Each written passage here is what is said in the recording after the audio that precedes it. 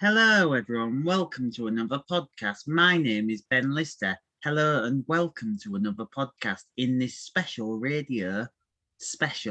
and exclusive radio-based podcast documenting the life and times of different radio stations and their presenters, from the legends of Radio 1 to the legends of the ships of Caroline and the legends of the European Luxembourgians and different local stations, Viking FM and loads more. So sit back, relax, enjoy the ride and listen to the great stories my guests have.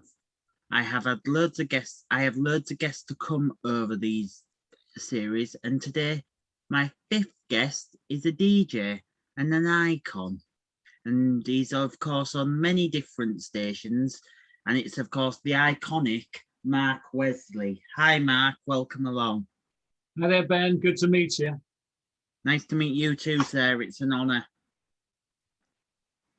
How are you today? I'm fine. It's sunny. I'm always happy when it's sunny. That's good. 8 questions about your broadcast career, if that's okay. Let's test them out. Shall we go for it? Shall we hit question 1? Okay. My start at 10 or 8 in this case. Question 1. Where did you start your broadcast career? I started my broadcast career back in 1965, late end of 1965, on a radio station that had not even started at that time. It was just doing test transmission. It was called Radio Essex, and it was on a fort 12 miles out in the Thames estuary. And I was pretty young, but I was very grateful to have that chance to try my luck. I didn't think I'd ever have an opportunity. It wasn't actually something that crossed my mind up until the time the job came up.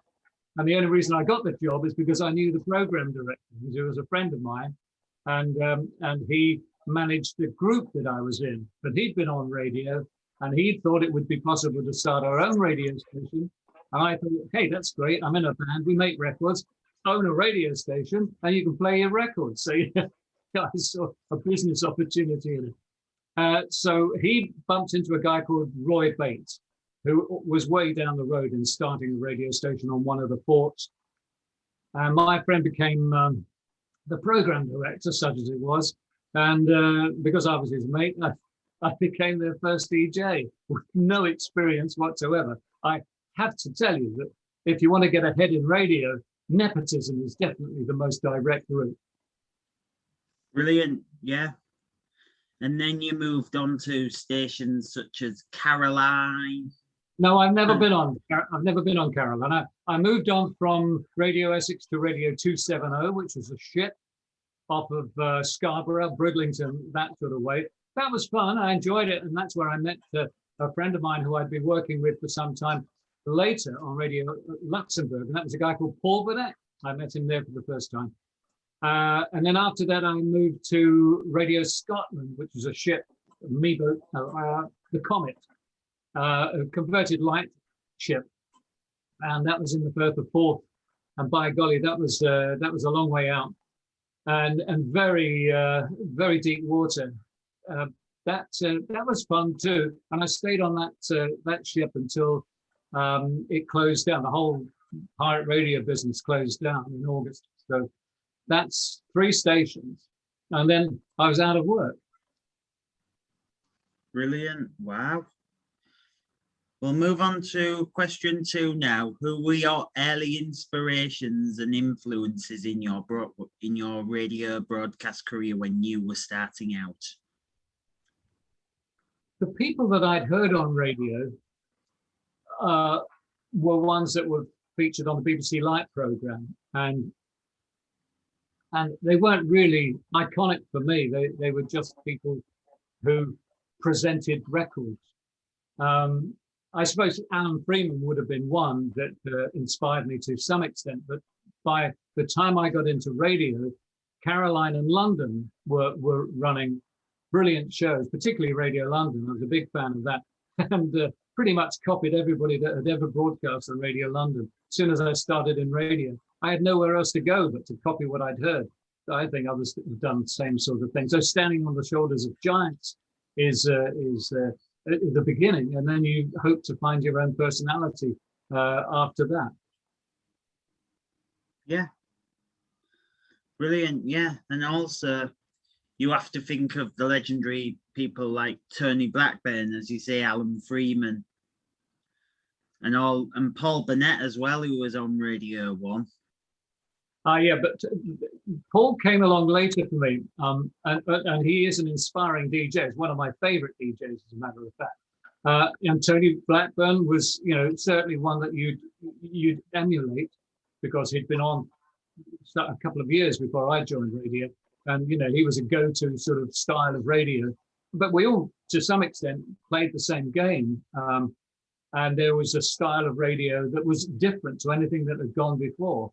And you just picked your favorites, like Dave Cash, Kenny Everett, any of the ones that you'd heard on the radio, Keith Hughes, of course. But then he had a very, I love, great broadcaster, but very different from other DJs that were on the air. So you look at those. I mean, I did. I didn't know what else to do except copy, and then find my own style, which was really just a top 30. Title, time, temperature, that kind of DJing, and you throw in any quip you can think of to keep it going, keep the whole thing riding along fast. I like that, rocking pop DJ thing. I never pretended to be any more than that. Yeah, brilliant. Yeah. We'll move on to question 3 now. What is your favourite part about the job of being a broadcaster and a radio presenter?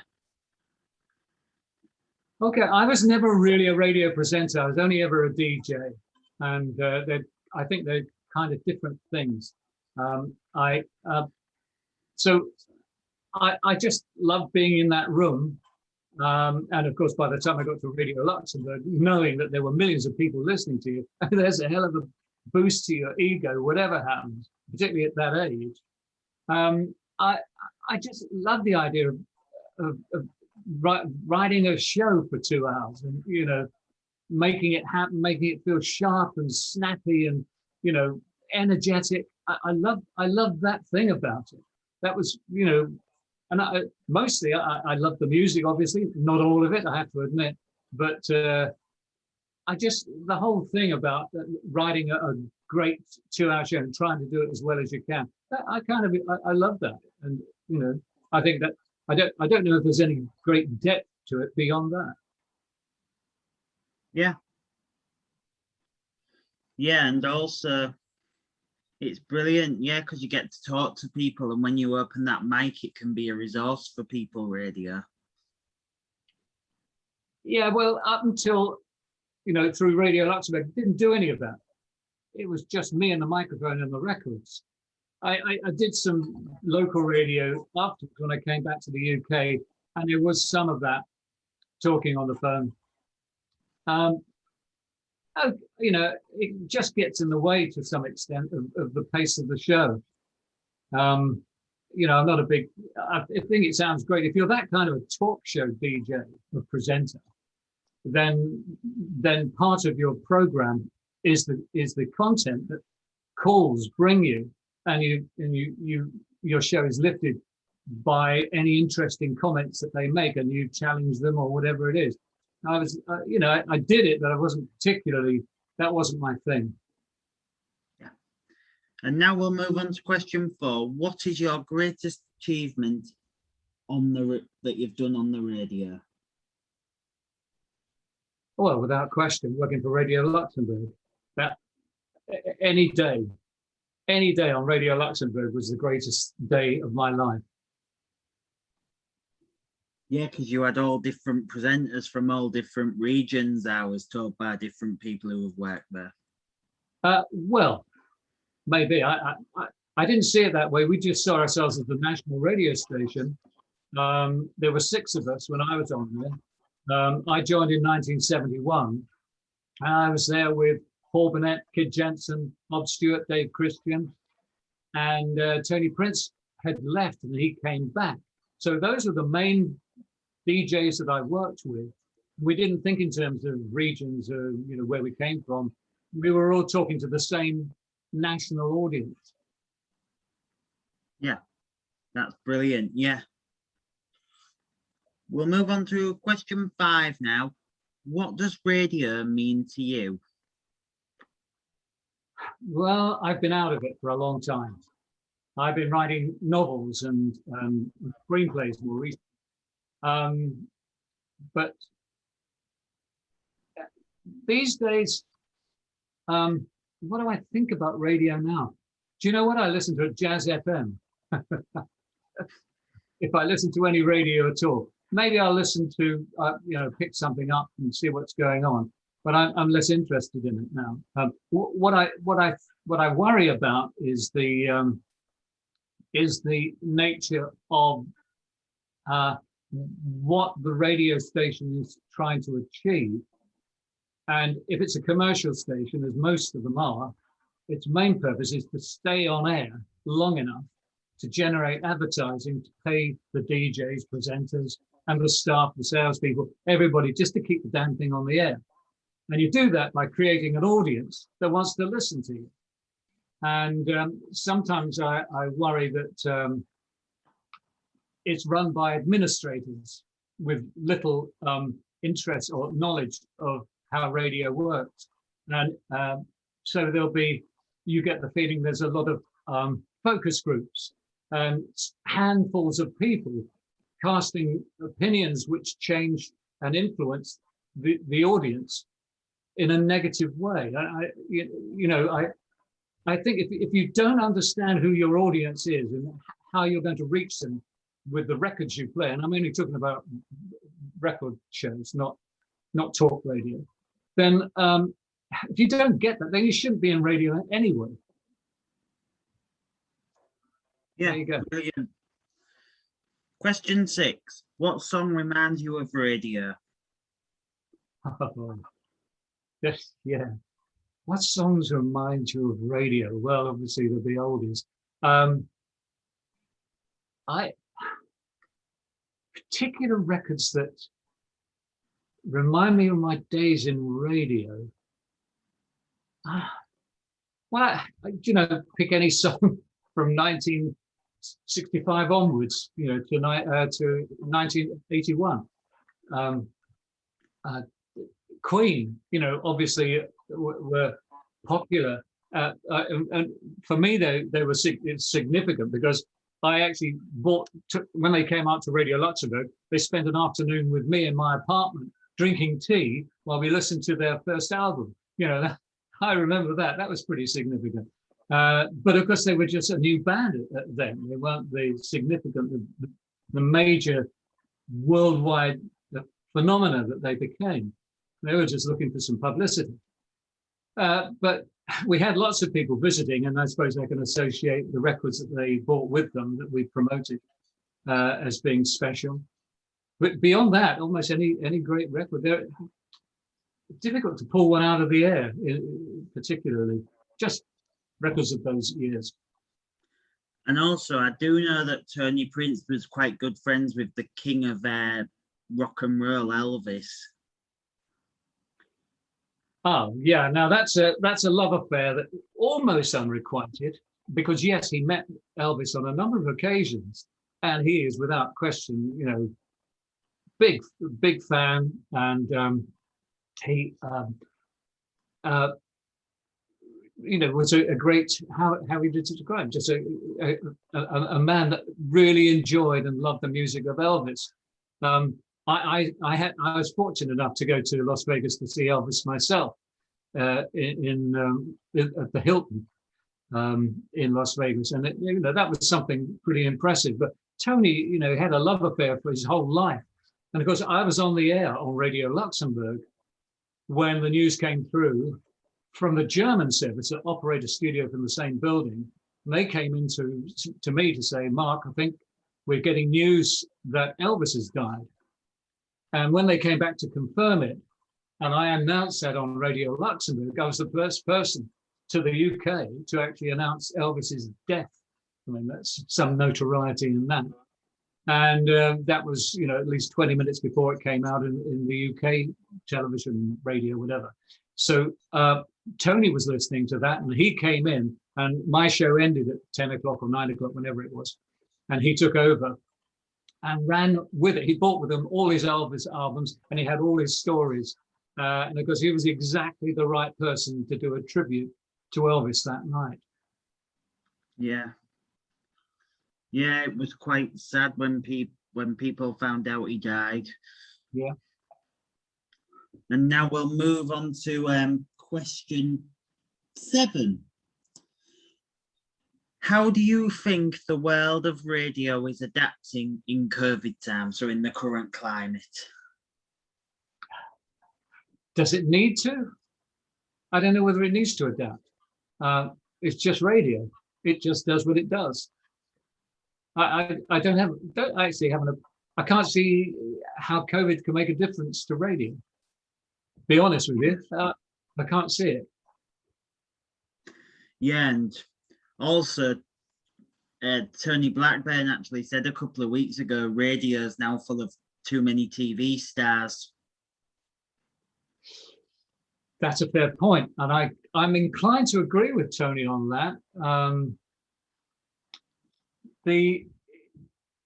There is, if you can afford them, and of course the BBC can, and some of the bigger radio stations might be able to afford them, or the more desperate of the stars that we haven't heard of for a long time and need a gig, but are still a bit of a name, are available to go on air. But does that make them great DJs? Probably not. They might be interesting personalities to go on there, but what are they doing? Should they then have DJs and presenters then going on the stage and doing theatrical work, right? Are they interchangeable? I worry only. Do I worry? I don't exactly lose sleep over it, Ben, but I do think that you need to create spaces for new voices to come in radio. And if they're being taken up, that space is being taken up by people who have existing careers. They're taking up the space that newcomers or people whose careers are beginning to evolve in radio, and then an opportunity is lost to an existing star. I think that's a shame and a mistake, because you need to create talent for radio, which is a very particular skill.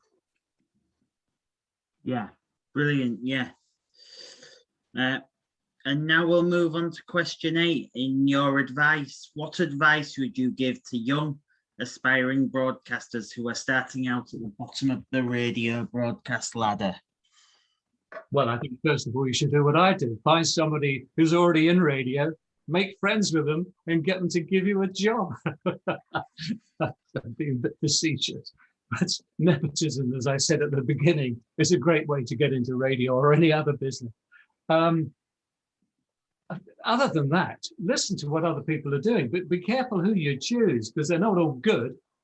Choose ones that, imitate to some extent, stand on the shoulders of giants, and see what it is that makes them work, and follow that style, and then find your own style. I don't know whether any kind of opportunity to get on air is valuable, I should have thought.